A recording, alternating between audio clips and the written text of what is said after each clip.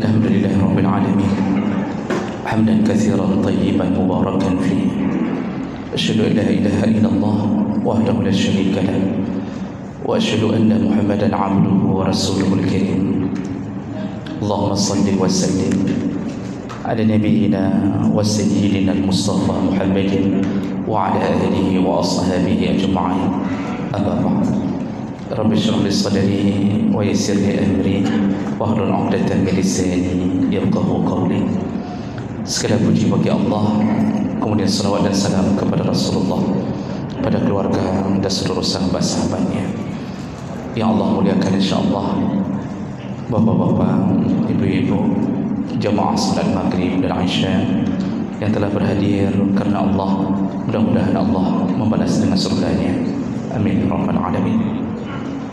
Jemaah belakang Allah, setelah beberapa pertemuan kita membahas tentang adab berbicara, semoga apa yang kita bahas bisa dilaksanakan.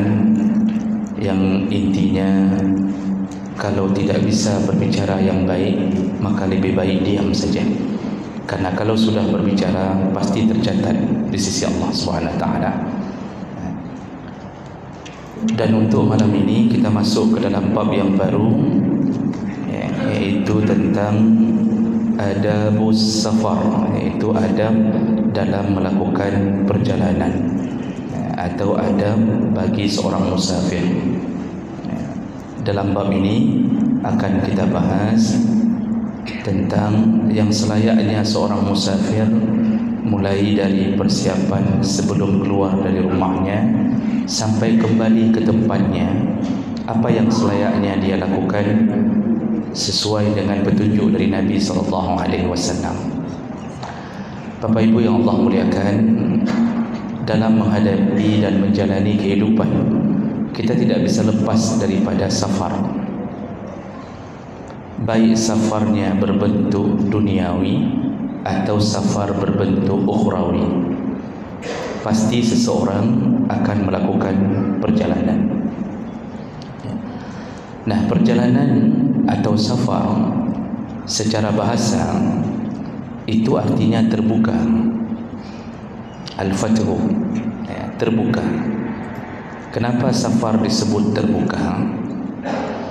Karena ketika seseorang mulai melakukan safar, maka dia telah membuka dirinya. Yang sebelumnya dia menutup dirinya di dalam rumah, lalu dia membuka dirinya mulai dari keluar dari rumah. Selain daripada itu, para ulama mengatakan safar disebut terbuka karena di saat safar terbukalah akhlak seseorang. Ketika melakukan safar, disitulah terbukanya sifat seseorang, yaitu akhlaknya. Buruk baiknya akhlak salah satu penentunya di waktu safar, salah satunya. Makanya seseorang yang mungkin di dalam rumah, dia hidup dengan kenyamanan di bawah AC, kalau mau makan minum tinggal buka kulkas. Lalu kalau mau mendapatkan pelayanan dari keluarganya, dia tinggal panggil. Artinya dia bisa mengolah sifatnya dalam rumah. Tapi ketika melakukan safar, semua itu dia tidak bisa dapatkan dengan mudah. Makan minum, kadang-kadang dia perlu berhenti untuk mendapatkan makan minum yang sesuai dengan keinginan dia, dan itu pun belum tentu. Lalu kalau dia mau buang hajat, kadang-kadang dia berhenti di WC umum, padahal kalau di rumah sendiri suka-suka dia. Dia merasa nyaman, ada pewangi ruangan, air bersih, WC bersih. Tapi ketika di luar, dia datang ke WC umum, begitu dia buka, ada orang yang tidak jadi keluar gara-gara melihat pemandangan di dalam WC, begitu kotornya, begitu mungkin masih ada sisa-sisa keemasan milik orang lain. Dan ini siksaan-siksaan ini itu berada dalam safar. Mau mandi susah, mau buang hajat susah, mau makan susah. Kita naik bus umum apalagi, dalam perjalanan panas, AC dalam mobil, kadang-kadang kita malas hidupkan terus-terusan karena mungkin bisa memboroskan bensin dan segala macam. Belum lagi anak menangis di dalam, minta tempat tidur, ada anak 2 orang di belakang, tidak muat di belakang, berantam mereka di belakang, akhirnya kita bunuh dua-duanya. Ini contoh barang. Makanya Rasulullah mengatakan, fa inna fis safar qit'atun minal azab. Safar itu adalah potongan dari azab. Orang yang melakukan safar, potongan dari azab. Artinya dia mendapatkan azab. Karena orang safar sering mendapatkan kesusahan, maka salah satu yang Allah berikan kelebihan bagi musafir, yaitu doanya lebih mudah diterima oleh Allah SWT. Salah satu kelebihan orang musafir, apa yang dia minta dalam perjalanannya itu lebih mudah diterima Allah, karena dia sedang berada di dalam setengah siksaan. Susah. Dulu orang melewati padang pasir dengan unta, dia letakkan bungkusan di badan unta. Itu makanan cuma cukup untuk kadang 2 hari, 3 hari, tapi dia butuh air, maka perlu oase, berjalan di bawah teriknya matahari, di bawah panasnya, di tengah padasnya gurun pasir. Maka ketika dia mengangkat tangan, Allah memudahkan dia untuk mendapatkan apa yang dia minta. Itu salah satu kelebihan orang safar. Cuma yang sayang kita apa hari ini, kita tidak memanfaatkan itu. Orang kalau sudah safar hari ini lupa berdoa sama Allah, padahal di situ salah satu tempat mustajabah doa. Jadi orang melakukan perjalanan macam-macam, semakin tersiksa semakin mudah dia mendapatkannya, kecuali dia ketika melakukan perjalanan seluruh unsur yang ada pada tubuhnya didapatkan dari benda yang haram, maka tertolaklah doanya. Dan ini berdasarkan hadis Nabi sallallahu alaihi wasallam. Kata Rasulullah menceritakan tentang seseorang laki-laki, rajulun ash'asa wa akbar. Ada seseorang laki-laki yutilus safar, dia sedang melakukan perjalanan panjang, badannya berdebu, lusuh di tengah padang pasir. Lalu kemudian yamuddu yadayhi ila sama, dia angkat tangannya kepada Allah, dia berkata, ya Rabbi, ya Rabbi, ya Allah, ya Allah. Jadi dia meminta sesuatu kepada Allah di tengah padang pasir dan dia sudah kelelahan. Lalu Rasulullah mengatakan, ketika dia mengangkat tangan itu, malbasahu haram, pakaian yang dia pakai ketika dia berdoa dibeli dari benda yang haram. Wa mashrabahu haram, tempat minumnya dibeli dari tempat haram, dari uang haram. Lalu tempat makannya juga diberi dari uang yang haram. Makanannya wa ghuziya bil haram, makanannya juga haram. Jadi seluruh unsurnya haram. Baju dipakai, sandal, semuanya dari uang haram. Di ujung hadis Nabi mengatakan, fa anna yustajabu lizalik, bagaimana Allah mau mengabulkan doa orang itu? Makanya kadang-kadang kita tidak makbul doa di tengah perjalanan. Kenapa? Kadang-kadang yang kita pakai mobil kantor BL plat merah. Kita berjalan rekreasi pakai plat merah, kita isi bensin di tengah jalan, di SPBU, lalu kita minta bon di SPBU, lalu kita tagih ke kantor, padahal perjalanan pribadi. Yang gimana cara berdoa lagi? Itu saja sudah haram. Itu contoh yang kita kadang-kadang tidak sadar kenapa doa kita ditolak Allah. Maka banyak orang yang tersiksa di tengah jalan tapi tidak didengarkan Allah doanya. Ini Bapak Ibu maka Allah, jadi safar arti dasarnya adalah terbuka. Artinya terbukanya akhlak. Ketika orang dalam safar, akhlaknya berubah. Yang dulu di rumah dia senyum sana, senyum sini, ketika di jalan dia mulai, karena tidak ada fasilitas yang mendukung, dia mulai marah-marah. Kalau dia punya kawan, disitulah kita mengenal kawan kita orang baik atau tidak. Maukah dia menunggu kita ketika kita sedang bocor ban, misal contoh? Apakah dia kemudian marah-marah? atau kita kemudian mendapatkan WC yang tidak baik, apakah kita kemudian marah-marah? Maukah teman kita menunggu kita di depan WC yang tidak ada pintunya? Bahkan yang lebih parah, kadang-kadang kita sering caci maki, serempet sedikit caci maki, salah sedikit arah orang caci maki. Ini menunjukkan siapa kita di tengah perjalanan. Maka terbukalah. Jadi kalau mau tahu sifat seseorang, coba ajak dia berjalan. Menyolam masjid mandung ke? Kalau dalam masjid semuanya baik, kita senyum sana senyum sini, keluar salam alhamdulillah, semuanya baik-baik. Kalau mau tahu sifat seseorang, salah satunya ajak dia berjalan, perjalanan jauh, lihat akhlaknya. Lihat akhlaknya, maukah menderita bersama kita?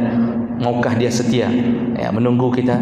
Atau kita ganti-gantian, saya tidur dulu, kamu jaga barang, nanti saya jaga barang, kamu jaga barang juga, misal kita bilang begitu. Kalau dia setia sampai ke situ, Masya Allah, kita sudah punya teman yang baik. Jadi jemaah maka Allah Subhanahu Wa Taala, itu makna safar. Jadi kalau disebut safar secara istilah adalah perjalanan jauh. Jadi bukan perjalanan dekat, itu disebut safar. Jadi kalau perjalanan untuk belanja antara anak ke sekolah, itu tidak disebut safar. Baik. Dalam melakukan safar ini ada perkara-perkara yang diajarkan Nabi sallallahu alaihi wasallam. Dan perkara ini termasuk adab dalam melakukan perjalanan. Kalau kita mendapatkan atau melaksanakan perkara ini, maka mulai dari keluar rumah sampai pulang seluruhnya pahala. Seluruhnya pahala. Meninggal di jalan, insya-Allah meninggal dalam keadaan husnul khatimah kalau melakukan adab-adab ini. Tapi kalau orang yang tidak pernah belajar adab melakukan perjalanan, maka jalannya seperti jalannya unta, jalannya seperti jalannya keledai. Tidak ada apapun, mati di jalan pun matinya bangkai, tidak di bawah lindungan Allah. Kalau orang tidak mengerti tentang tuntunan agama. Jadi oleh kerana itu jemaah maka Allah, mari sama-sama tanpa bermaksud menggurui, kita belajar tentang bagaimana seharusnya kita beradab ketika melakukan perjalanan. Yang pertama, al-adabul awal. Yang pertama, an-niyah as-salihah. Jadi kalau mau keluar rumah, pertama sekali pasang niat yang benar. Karena Rasulullah sallallahu alaihi wasallam menyebutkan innamal a'malu binniyat. Semua amal itu porosnya adalah niat. Niat itu menjadi pembeda antara sebuah ibadah dengan bukan ibadah. Niat itu menjadi pembeda antara ibadah dengan bukan ibadah. Kalau kita ingin melakukan safar, apa yang mendorong kita melakukan perjalanan itu? Niat apa? Itulah yang menjadi penentu kita. Mau meninggal husnul khatimah atau su'ul khatimah di jalan, itu tergantung dengan niat waktu berangkat. Kalau kita berniat buruk, melakukan maksiat apapun bentuknya, keluar dari rumah menuju ke satu tempat untuk menemui selingkuhan. Kenal dengan selingkuhan, Pak? Jadi keselingkuhan bukan istri kedua, tapi cewek. Beda. Kalau menemui istri kedua tidak berdosa. Mohon maaf ibu-ibu, terpaksa saya bilang yang sebenarnya. Jadi yang mau dilakukan adalah main cewek. Jadi keluar menuju ke satu tempat menemui selingkuhannya. Kalau mati di tengah jalan, niatnya ingin bertemu dengan ceweknya ini, itu menyebabkan Allah mematikannya dalam catatan su'ul khatimah. Kalau kita ingin melakukan sebuah rapat di Jakarta, berangkat dengan pesawat, rapat itu ternyata rapat untuk menentukan suku bunga, menentukan suku bunga terbaru. Berapa suku bunga yang bisa diambil kalau orang pinjam uang. Pegak rapat di Jakarta. Itu kalau mati dalam pesawat tu, niat kita ingin ikut rapat untuk mengembalikan dunia riba, ingin memajukan dunia riba. Nyan mati su'ul khatimah. Walaupun bentuknya seminar, bentuknya rapat apapun, dikasih fasilitas hotel, dikasih makan enak, tapi niat yang menentukan perjalanan kita. Maka perjalanan seorang pengedar narkoba itu kalau mati, tidak ada cerita mati dalam keadaan mati husnul khatimah, tidak ada. Oh, ditembak oleh polisi di tengah jalan, maka polisinya tidak berdosa, pengedar narkobanya masuk neraka. Karena Abu Hurairah radhiyallahu anhu pernah bertanya ke Rasulullah, "Ya Rasulullah, kalau ada perampok masuk ke rumahku lalu kubunuh dia, bagaimana nasibku ya Rasulullah?" Jadi ini Abu Hurairah bertanya ke Rasulullah, artinya kubunuh dia, kubunuh perampok itu, nasibku bagaimana? Artinya aku sudah menjadi seorang pembunuh. Apa kata Rasulullah? Engkau tidak berdosa. Lalu dia bagaimana ya Rasulullah? Dia dalam neraka. Jadi jangan salah-salah ambil hukum. Kalau kita dalam keadaan ingin melakukan maksiat, maka penegak hukum ketika benar-benar niatnya membasmi perampokan itu dengan membunuh orangnya, maka dia tidak berdosa. Tapi hati-hati juga, harus klarifikasi itu yang ditembak benar-benar orang jahat atau tidak. Begitu juga sebaliknya, kalau membunuh orang yang baik, maka siap-siap menghadapinya di akhirat. Siap-siap menghadapinya di akhirat. Jadi jemaah maka Allah, niat paling menentukan perjalanan kita. Makanya orang tidak bisa menipu diri. Al-ismu, kata Rasulullah, mahaka fi sadrika wa karihta ayattali'a alaihi nas. Ciri-ciri orang melakukan dosa, selalu hatinya hak. Hak itu gatal, bahasa aslinya garuk, gatal, itu hikkah. Jadi orang melakukan dosa, hatinya tidak nyaman. Makanya ketika pesawat goyang, pesawat jalan di atas polisi tidur, kan goyang. Ketika goyang, yang paling takut siapa? Pelaku maksiat. Dia mulai takut, kapalo kamati keronyo, nyok kamati ka neraka nyo hanali. Dia paling takut. Kenapa? Niatnya memang ingin melakukan, dan itu tidak bisa ditipu. Dan yang paling tenang siapa? Orang yang melakukan kebaikan, perjalanan dakwah, perjalanan ingin melakukan kebaikan. Ini paling tenang. Walaupun meninggal, dia tetap menyimpan harapan. Kalaupun aku mati, matiku di dalam keadaan ingin berbuat baik. Maka pasang niat yang baik ketika melakukan perjalanan. Perbuatan baik, itu yang menjadi penentu kita di akhir sakarat kita.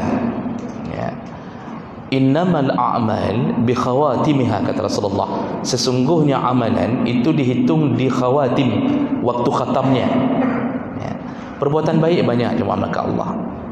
Dan ini bisa kita lakukan dalam perjalanan yang jauh. Contoh, kita hari raya mengunjungi orang tua di daerah lain. Ini berangkat dari Lesmawe menuju ke Banda Aceh. Dalam hati mengunjungi orang tua yang sudah 6 bulan kita tidak lihat. Ini perjalanan baik. Meninggal, maka dia telah meninggal dalam keadaan muslimun, wala tamutunna illa wa antum muslimun. Dia meninggal dalam keadaan sedang ingin berbuat baik, insyaallah husnul khatimah. Maka kecelakaan bukan tanda. Ada orang salah faham, mengira kalau kecelakaan itu dianggap petanda buruk. Tidak. Ada orang mengira kalau kecelakaan lalu badan hancur, digilas sama truk, dikira itu su'ul khatimah. Tidak.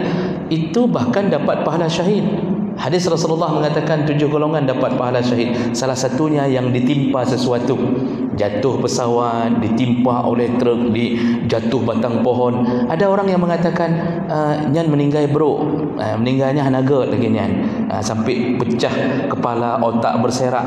Balah itu dapat pahala syahid. Jadi orang mengira yang meninggal husnul khatimah itu kalau sudah meninggal tiba-tiba hujan turun rintik-rintik di tengah siangnya, dapat dalian. Mana ada yang mengatakan seperti itu? Itu bukan tanda. Jadi jemaah mereka Allah Subhanahu Wa Taala, mau kecelakaan sehebat apapun yang dihitung niat berangkat ngapain? Ada orang yang pergi untuk menziarahi saudaranya. Dia mau bersilaturahim ke rumah adiknya. Maka dia telah melakukan perjalanan baik. Dia di bawah lindungan Allah Subhanahu Wa Taala. Ada orang pergi untuk menuntut ilmu, meninggal, ketika melakukan perjalanan balik ke dayah, balik ke pesantren, meninggal, maka dia telah melakukan niat yang baik. Itulah akhirnya yang dia dapatkan. Maka penting sekali menanamkan niat. Dan niat itu yang dilihat adalah hakikat. Jadi kita nggak bisa berbohong dengan niat. Ini kita mau mengedarkan narkoba, lalu kita berniat di depan pintu, ya Allah, aku mengedarkannya karenamu ya Allah, atau aku ingin melakukan perjalanan untuk mengunjungi orang tuaku. Kita menyelisihi atau kita mengambil jalan samping, ingin mendapat pahala dari rumah orang tua, padahal perjalanan utama ingin melakukan pengedaran narkoba. Dan ini bercampur antara batil dan hak, maka dimenangkan oleh yang batil. Karena tidak boleh bercampur antara hak dan yang batil, kecuali kita memenangkannya yang hak. Jadi jemaah mereka Allah, kalau lakukan perjalanan, lakukanlah dengan niat yang baik. Termasuklah perjalanan seorang suami mencari nafkah. Itu perjalanan yang baik. Karena siapa yang suruh cari nafkah? Allah Subhanahu wa taala. Setiap langkah kaki seorang suami ketika mencari nafkah, maka terhitung pahala. Allah mengatakannya, wa'ashiruhunna bil ma'ruf, berbuat baiklah engkau kepada keluargamu. Salah satu cara berbuat baik adalah mencari nafkah. Mencari nafkah. Kata Rasulullah sallallahu alaihi wasallam, dinarun anfaqtahu, 1 dinar engkau infakkan kepada budakmu, dia berpahala. 1 dinar engkau infakkan kepada orang tuamu, ya dalam hadis orang tuamu kalau saya tidak salah, dia berpahala. Bahkan 1 dinar yang engkau infakkan kepada keluargamu juga berpahala, dan itulah yang terbaik kata Rasulullah. Jadi cari nafkah itu perjalanannya baik, Pak. Tergantung nafkah apa yang kita cari, kita kerja di mana, kita kerja apa. Kalau kita kerja haram, ya berarti kembali berubah menjadi mencari nafkah dari yang haram, dan itu berdosa. Jadi jemaah mereka Allah Subhanahu wa taala, hati-hati ketika keluar rumah, pasang niat, dan niat itu akan kalau niat baik didukung oleh malaikat, niat buruk akan didukung oleh syaitan. Maka dalam hadis disebutkan, iza kharaja ar-rajul min baitih, kalau seseorang keluar dari rumahnya, falahu rayatani 'inda babih, maka dia akan mendapatkan 2 bendera di depan rumahnya. Kalau seseorang keluar dari rumahnya, dia akan mendapatkan 2 bendera di depan rumahnya. Rayatun indal malak wa rayatun inda syaitan. 1 bendera dipegang oleh malaikat dan 1 bendera dipegang oleh syaitan, kata Rasulullah. Nah, ketika kita keluar untuk melakukan kebaikan, maka bendera malaikat diangkat lalu melindungi orang yang melakukan perjalanan ini. Jadi makanya orang kalau mau menuju ke perjalanan baik, itu malaikat yang melindunginya. Maksud bendera malaikat, malaikat akan datang lalu mengepakkan sayapnya melindungi orang ini. Arti melindungi itu bukan bermakna tidak kecelakaan, tapi dilindungi jangan sampai jatuh ke neraka dalam perjalanan, jangan sampai dia melakukan maksiat. Tapi kalau perjalanan itu perjalanan buruk, maka yang didapatkan adalah bendera syaitan akan dikibarkan, lalu syaitan melindungi orang ini sampai hatta yarja' ila baitih, sampai kembali ke rumahnya. Makanya orang yang berbuat jahat, itu semangatnya semangat jahat, itu dikobarkan oleh syaitan. Semangat jahatnya dikobarkan oleh syaitan. Ini mau berzina nih, mau berzina, padahal perjalanan menuju ke tempat zina, misal mau berzina ke mana, misal ke Jakarta, sudah siapkan hotel, sudah di booking orang untuk dizinai dan segala macam, dia bersemangat, jadi tidak turun semangatnya. Dia membayangkan nanti, Masya Allah, nanti kalau sudah di hotel begini-begini, semangatnya luar biasa. Siapa yang memberi semangat bisikan-bisikan ini? Syaitan, sehingga dia tidak turun semangat. Makanya kita tidak dapatkan orang melakukan jahat yang kadang-kadang turun semangat di tengah jalan, tidak, makin berkobar. Maka pencuri kalau keluar dari rumah itu semangatnya luar biasa. Jalan di tengah malam jam 3, dia lewati di belakang rumah orang, gelapnya minta ampun, tapi tidak ada rasa takut sedikit pun.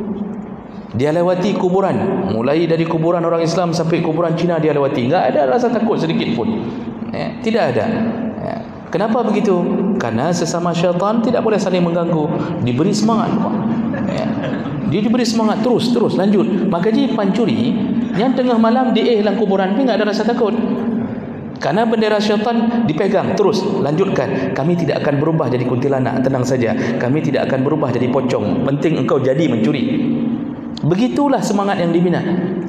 Jadi hati-hati dengan niat keluar dari rumah. Ini adab pertama. Pasanglah niat yang baik atau berusahalah keluar dengan tujuan yang baik, ya, dengan tujuan yang baik. Baik, kemudian yang kedua. Sedikit lagi yang kedua saja, setelah itu kita bertanya jawab sedikit. Kalau mereka yang ingin keluar, ya, tapi ada keraguan-raguan ingin melakukan perkara-perkara mubah, artinya ingin keluar ke satu tempat, dia ragu-ragu keluar tidak, atau tujuannya pergi tidak, atau untuk apa dia pergi, maka disunnahkan untuk melakukan istikharah. Jadi sebelum keluar istikharahlah lebih dahulu. Jadi jemaah maka Allah, tuntunan istikharah ini berdasarkan hadis Nabi sallallahu alaihi wasallam. Kana Rasulullah sallallahu alaihi wasallam, kata Jabir bin Abdullah, yu'allimuna al-istikharah fil umur kullaha kama yu'allimuna surah min al-Quran. Rasulullah sallallahu alaihi wasallam mengajarkan kami untuk beristikharah dalam semua urusan yang kami ada keraguan untuk memilihnya, sebagaimana kami diajarkan surat dalam Al-Quran. Artinya begitu pentingnya Rasulullah mengajarkan surat-surat dalam Al-Quran, sama pentingnya Rasulullah ingin mengajarkan beristikharahlah sebelum engkau memutuskan sebuah perjalanan atau sebuah urusan. Jadi hari ini salat istikharah salat yang paling jarang dilakukan oleh umat Muhammad sallallahu alaihi wasallam. Jadi umat Muhammad hari ini akhir zaman lebih memilih bisikan hati tanpa mengikut campurkan Allah, mengikut campur tangan Allah di dalam pilihannya. Jadi seakan-akan kita ingin mengatakan ana urusan dengan Allah, lu nak pilih ke dulu. Di sinilah banyak sekali terjadi kesalahan di dalam memilih sebuah keputusan. Jadi kita ini dituntun melakukan istikharah dalam urusan-urusan yang kita butuh kepastian, lanjut atau tidak, lanjut atau tidak. Kalau sudah istikharah, maka kita akan mendapatkan pilihan dari Allah. Dan orang salah faham, paling banyak salah faham, mengira setelah istikharah itu akan datang petunjuk melalui mimpi. Jadi habis istikharah ada orang tidur, lalu berharap dia datang mimpi. Mimpi itu akan mengatakan kepadanya, lakukanlah perjalanan ke kota fulan, jangan ke kota fulan. Dia berharap itu. Tidak akan terjadi jemaah melakukan Allah, kecuali Allah mengizinkan. Tapi jarang sekali mendapatkan petunjuk seperti itu. Tidak ada suara bisikan-bisikan. Imam Nawawi dalam kitab Majmu', ya, Mustafadib Al-Bugha dalam kitab Fiqhul Manhaji lil Imam Asy-Syafi'i, ketika membahas salat istikharah, ya, termasuk Wahbah Zuhaili, salah satu ulama Syiah bermazhab Syafi'i, dalam kitab Fiqh Islami wa Adillatuh menyebutkan ketika seseorang sudah melakukan istikharah, petunjuknya bukan dari mimpi, petunjuknya bukan dari bisikan-bisikan. Kalau bisikan-bisikannya bisa jadi sesat, ya, bisa jadi datang bisikan sesat. Karena orang yang disesatkan syaitan itu lebih sering dibisik-bisik. Jadi bukan begitu, tetapi lakukanlah sesuai dengan keinginan hati. Jadi udah istikharah nih, lalu kita akhirnya kan bingung juga, ini kayak mana nih petunjuknya nggak datang. Memang tidak datang, tapi ketahuilah ketika kita sudah mengadu ke Allah, Allah mulai menuntun kita. Jadi kayak mana berikutnya langkah kita? Lakukan sesuai dengan kemantapan hati. Jadi kalau berjalan kayaknya kota A, sudah jalan saja ke kota A. Perjalanan kita di bawah kendali Allah. Kalau seandainya kota A itu tidak baik kita berjalan ke situ, maka Allah akan buat agar kita tidak sampai ke situ. Apakah dirazia masker, kemudian dirazia di perbatasan, suruh pulang. Suruh pulang. Kalau kita sudah kendali Allah, nah disuruh pulang itu adalah bagaimana Allah menuntun kita agar jangan masuk ke kota itu. Itu kalau sudah dibawakan dari Allah. Begitu juga kalau kita mendaftar di satu tempat pekerjaan, sudah istikharah, pasti tidak ada kejelasan juga, kita bingung, ambil keputusan. Oh daftar, ya sudah daftar. kalau pekerjaan itu tidak baik untuk kita, maka kita tidak lulus di tempat itu. Oh, sudah lulus, pasti digagalkan lagi. Berarti kita tidak baik di tempat itu, kita lebih baik di tempat yang lain. Memilih jodoh juga begitu. Jadi memilih jodoh itu istikharah yang paling baik. Tapi sebelum istikharah, kosongkan dulu pikiran. Kita memilih jodoh istikharah, tapi di dalam pikiran sudah ada nama. Ini bukan istikharah namanya. Jadi kita pinginnya sama antara dua pilihan. Dua pilihan antara si Dewi dengan si Rizka, misal contohnya. Lalu kita lebih suka kepada si Dewi. Itu untuk istikharah, kosongkan dulu pikiran ini dari bayangan si Dewi. Kita tidak, waktu kita istikharah kita minta sama Allah, ya Allah tentukanlah pilihan, kalau bisa si Dewi ya Allah. Ini sama si ini.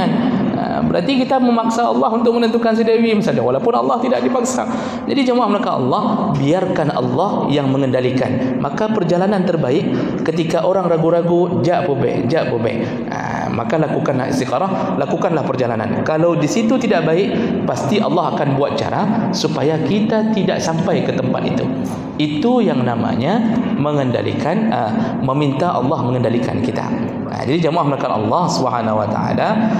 Doa istikharah diatur oleh Nabi SAW, dan doa ini panjang. Nanti di ujung doa baru Nabi mengajarkan, kalau seandainya ini baik ya Allah, maka berikanlah untukku. Dan itu ada doa khusus. Bapak boleh cek di Google doa dari Nabi tentang istikharah. Maka ini adab kedua dalam melakukan perjalanan kalau ada keraguan-raguan dalam memilih sebuah destinasi atau tujuan. Baik.